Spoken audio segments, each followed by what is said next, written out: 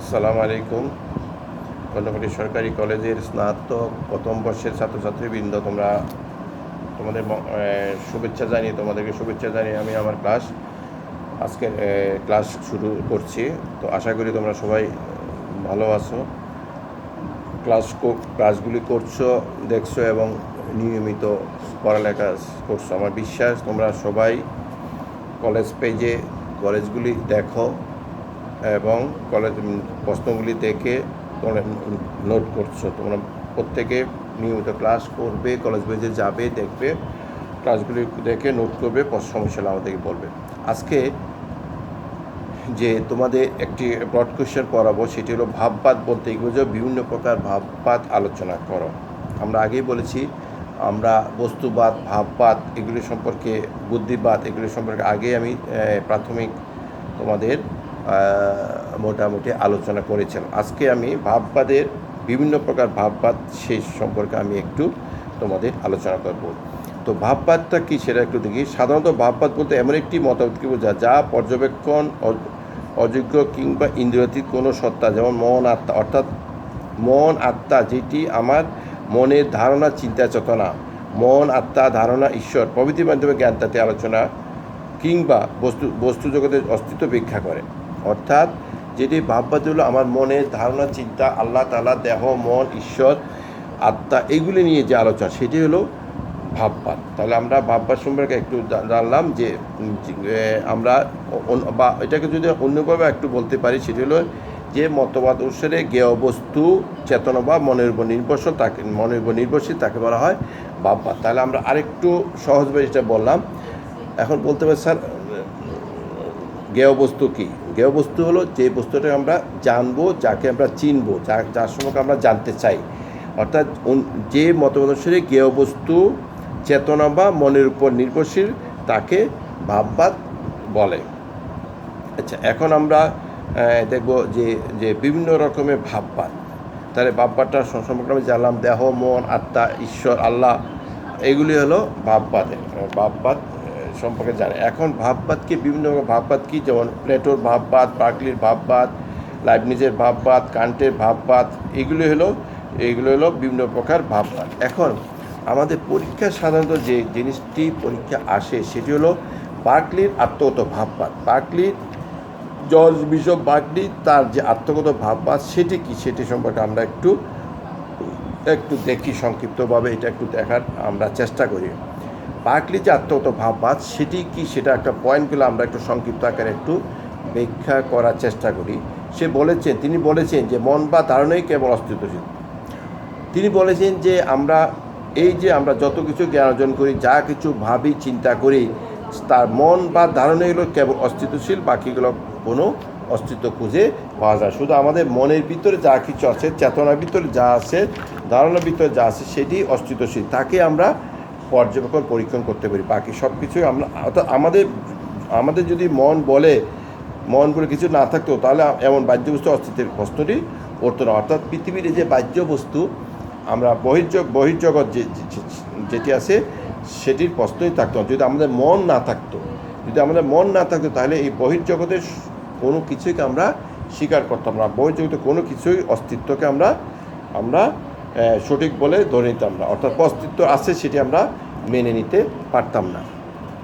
তাহলে যে বার্কলি যে কথাটা বলছেন যে মন বা ধারণারই কেবল অস্তিত্ব আছে, বাকিদের কোনো অস্তিত্ব নেই। তারপরে অস্তিত্ব অবশ্যই প্রত্যক্ষের উপর নির্ভরশীল। অর্থাৎ আমি যা কিছু একটি বস্তু অস্তিত্ব আছে, আর আমি যদি তাকে প্রত্যক্ষ করতে না পারি, তাহলে তাকে আমি স্বীকার করব না বা স্বীকার করতে পারি না, এটা আমার পক্ষে সম্ভব না। তাহলে সে বলেছে যে অস্তিত্ব সবসময় প্রত্যক্ষণের উপর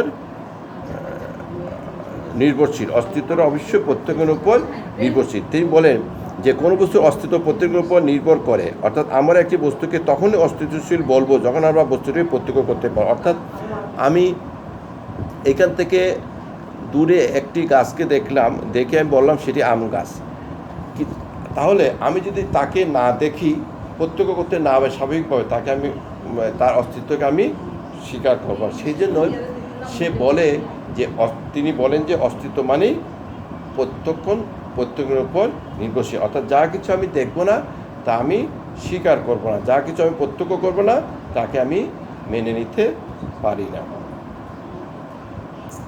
তারপরে বস্তুর মুখ্য গুণ গৌণগুণের মতোই মন নির্ভর। অর্থাৎ আমরা জন লক দুইটি গুণের কথা বলেছেন, একটি হলো মুখ্য গুণ, আরেকটি হলো গৌণগুণ। এই যে জন লক বলেছেন যে মুখ্য গুণ এবং গৌণগুণ, তাহলে বস্তুর মুখ্য গুণ এবং গৌণগুণের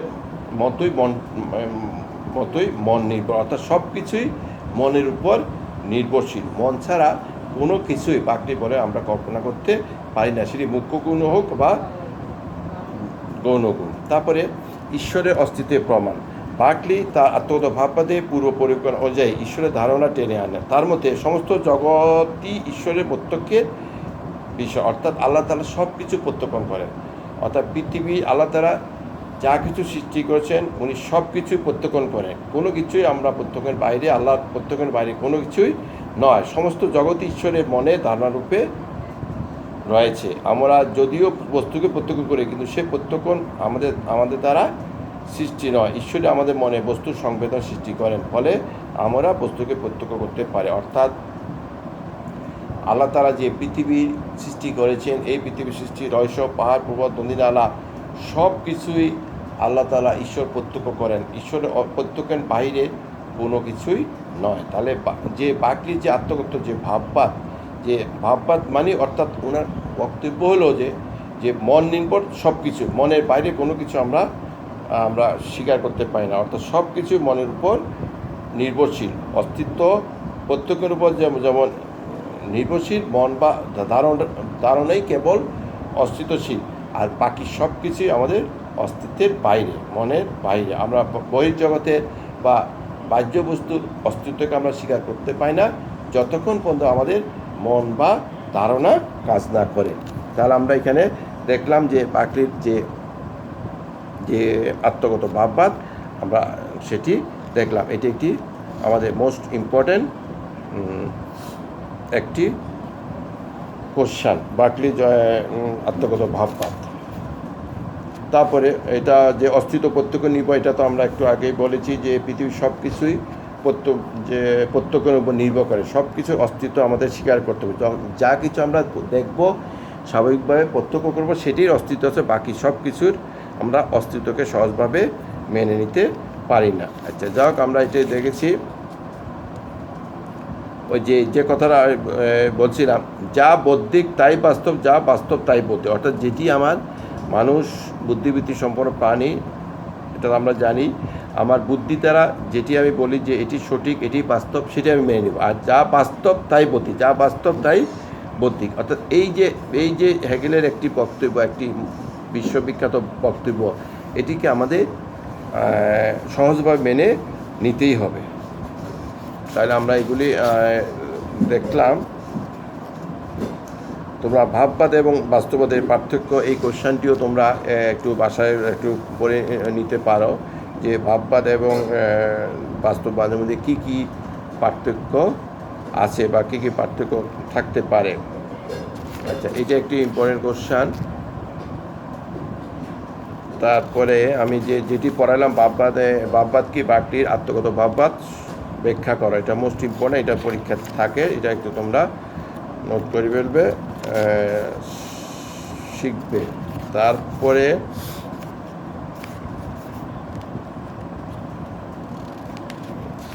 এই চ্যাপ্টার থেকে আমি তোমাদের কতগুলো এক কথায় প্রশ্ন, মানে ক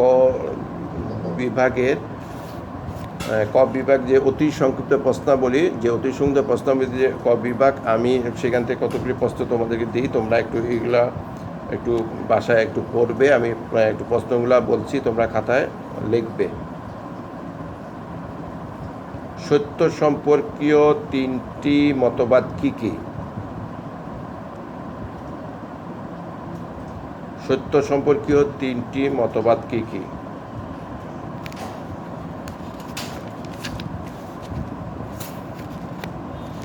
তারপরে জন লকের মতে সবচেয়ে সুস্পষ্ট পরিচ্ছন্ন জ্ঞান কি? আমি কতগুলো প্রশ্ন দিয়ে দিচ্ছি, তোমরা এগুলো একটু লিখো, লিখে বাসায় একটু শিখবে। জন লকের মতে সবচেয়ে সুস্পষ্ট ও পরিচ্ছন্ন জ্ঞান কি?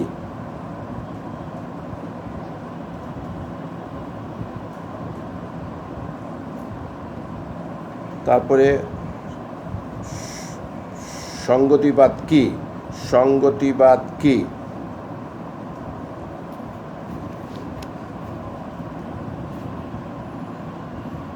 তারপরে প্রয়োগবাদ কি? তারপরে বললাম কি বললাম, প্রয়োগবাদ কি?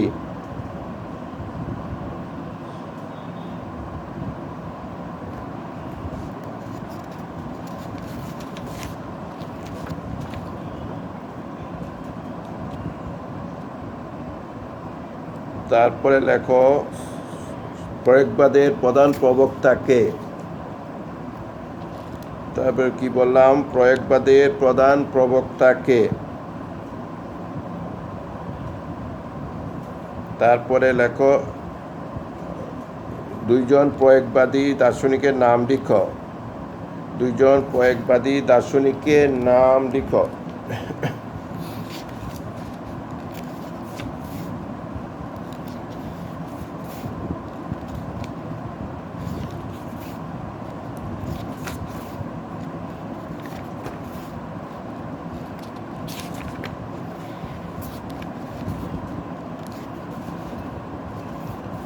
তারপরে আমি তোমাদের কিছু আমাদের প্রায় ফার্স্ট পেপার শেষ হয়ে গেছে, এই জন্য আমি এখান থেকে তোমাদের বাসায় পড়ার জন্য কতগুলি প্রশ্ন তোমাদেরকে দিয়ে দিচ্ছি, তোমরা একটু পড়ে নেবে। আগে দিচ্ছি আমি ব্রড কোশ্চেন, কতগুলি ব্রড কোশ্চেন দিয়ে দিচ্ছি, যেগুলি পরীক্ষা থাকবে। ক বিভাগ রচনামূলক প্রশ্ন 10 নম্বর করে, 5টা প্রশ্ন আনসার করতে হবে, 5 10 50 কতগুলি প্রশ্ন তোমাদেরকে দিচ্ছি, তোমরা এগুলি ভাষা শিখবে, নোট করবে। 1 নম্বর, দর্শনের স্বরূপ ব্যাখ্যা করো। দর্শনের স্বরূপ ব্যাখ্যা করো। দর্শন কিভাবে ধর্মের সঙ্গে সম্পর্কিত? দর্শনের স্বরূপ ব্যাখ্যা করো। দর্শন কিভাবে ধর্মের সঙ্গে সম্পর্কিত?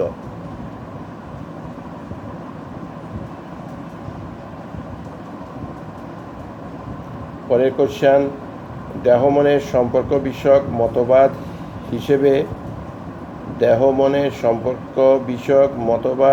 হিসেবে ক্রিয়া প্রতিক্রিয়াবাদ সমালোচনা সহ ব্যাখ্যা করো।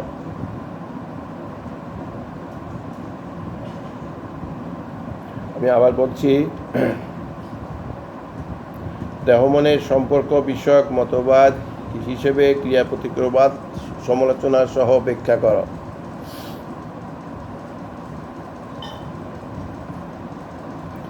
পরের কোশ্চেন, জ্ঞানের উৎপত্তি বিষয়ক মতবাদ হিসাবে বুদ্ধিবাদ আলোচনা করো। পরের কোশ্চেন কি বললাম, জ্ঞানের উৎপত্তি বিষয়ক মতবাদ হিসেবে বুদ্ধিবাদ আলোচনা করো।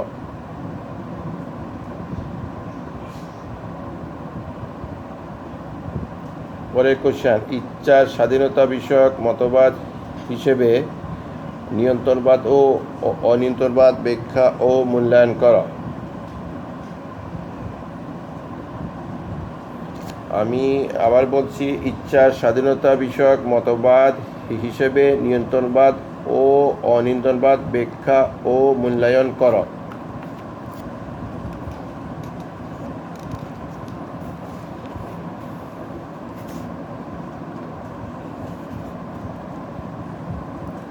পরের কোশ্চেন, ঈশ্বরের অস্তিত্বের সপক্ষে তত্ত্ব বিষয়ক যুক্তিটি সমালোচনা সহ ব্যাখ্যা করো।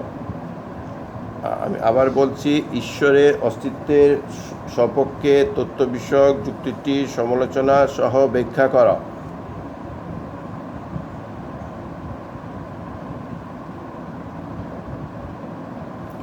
পরের কোশ্চেন, আত্মার অমরত্ব বিষয়ক নৈতিক যুক্তিটি ব্যাখ্যা করো। পরের কোশ্চেন,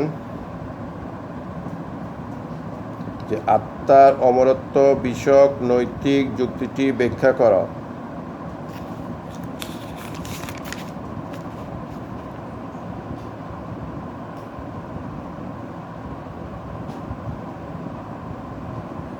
পরের কোশ্চেন, সত্তা বিষয়ক মতবাদ হিসাবে একত্ববাদ ও বহুত্ববাদ আলোচনা করো। আমি আবার বলছি, সত্তা বিষয়ক মতবাদ হিসাবে একত্ববাদ ও বহুত্ববাদ আলোচনা করো।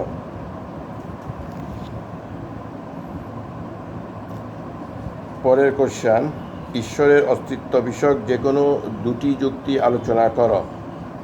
পরের কোশ্চেন, ঈশ্বরের অস্তিত্ব বিষয়ক যে কোনো দুটি যুক্তি আলোচনা করো।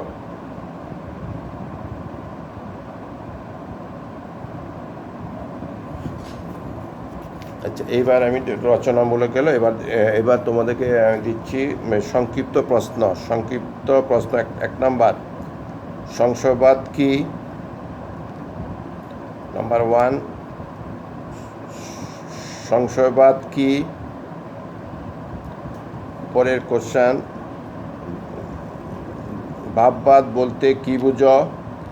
ভাববাদ বলতে কি বুঝো?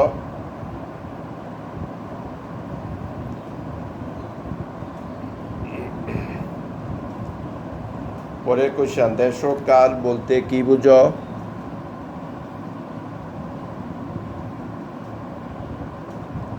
দেশ ও কাল বলতে কি বুঝো?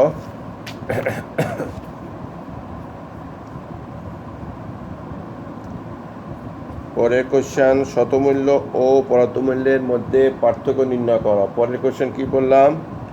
শতমূল্য ও পরতমূল্যের মধ্যে পার্থক্য লিখো।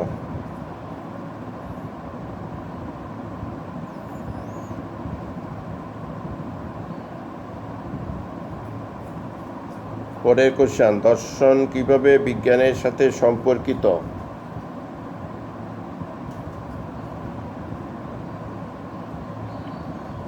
আচ্ছা, তারপরে লেখো, মূল্য কি আত্মগত না বস্তুগত আলোচনা করো। পরের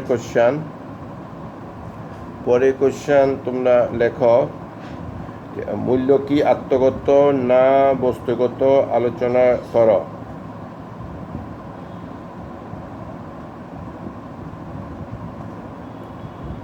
তারপরের কোশ্চেন, সৃষ্টিবাদ ও বিবর্তনবাদের মধ্যে পার্থক্য আলোচনা করো। পরের কোশ্চেন, সৃষ্টিবাদ ও বিবর্তনবাদের মধ্যে পার্থক্য আলোচনা করো।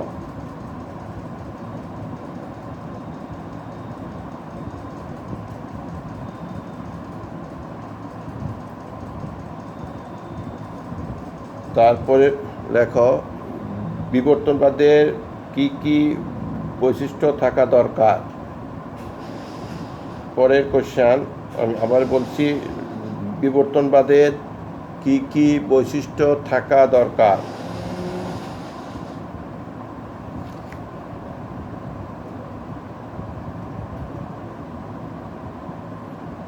তারপরে লেখো, বুদ্ধিবাদ সংক্ষেপে ব্যাখ্যা করো। বুদ্ধিবাদ সংক্ষেপে ব্যাখ্যা করো।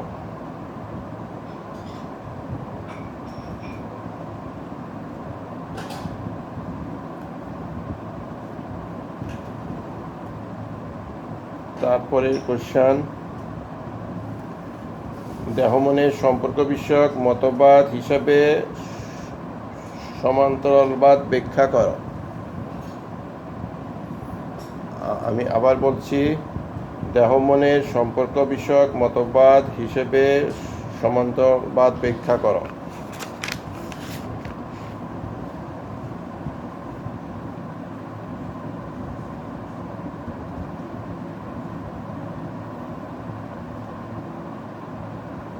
তারপর লিখো, সহজাত ধারণা বলতে কি বুঝো।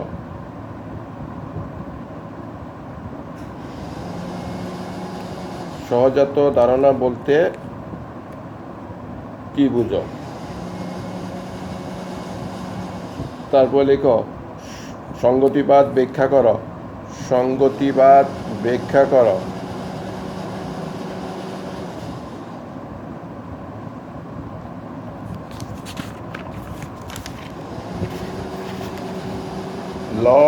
জন লক কিভাবে মুখ্য গৌণগুণের মধ্যে পার্থক্য করেন।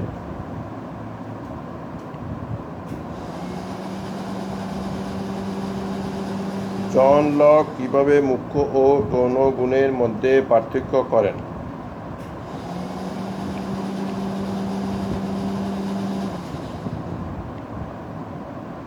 পরের কোশ্চেন, আত্মার অমরত্ব কি?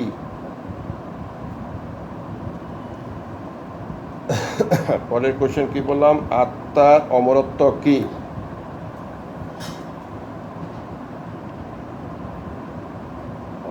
পরের কোশ্চেন, দর্শনের 5টি বৈশিষ্ট্য আলোচনা করো। কি বললাম? দর্শনের 5টি বৈশিষ্ট্য আলোচনা করো।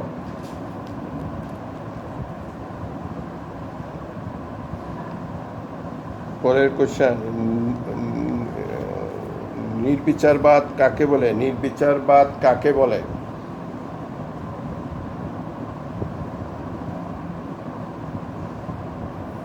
আরেকটি কোশ্চেন লেখো, উন্মেষমূলক বিবর্তনবাদ কাকে বলে? উন্মেষমূলক বিবর্তনবাদ কাকে বলে?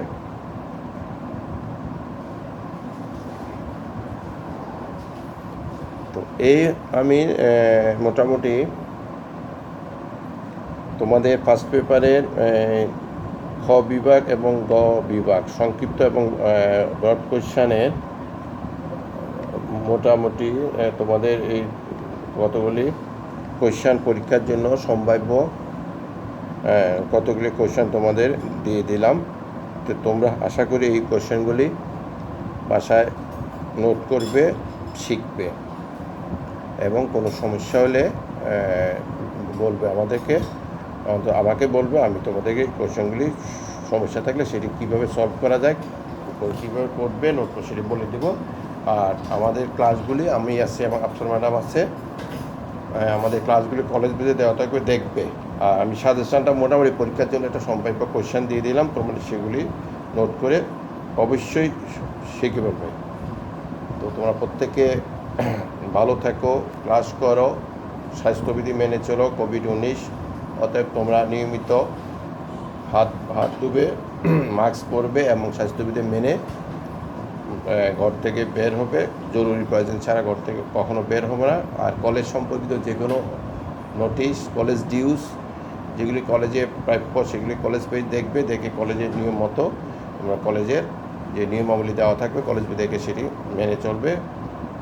সেটি আর কিছু বলার নেই। তোমরা প্রত্যেকের ভালো করে পড়াশোনা করো, পরীক্ষা ভালো করার চেষ্টা করো। তোমাদের প্রত্যেকের মঙ্গল কামনা করে আমি আজকের মতো ক্লাস এখানেই শেষ করলাম। আল্লাহ হাফিজ।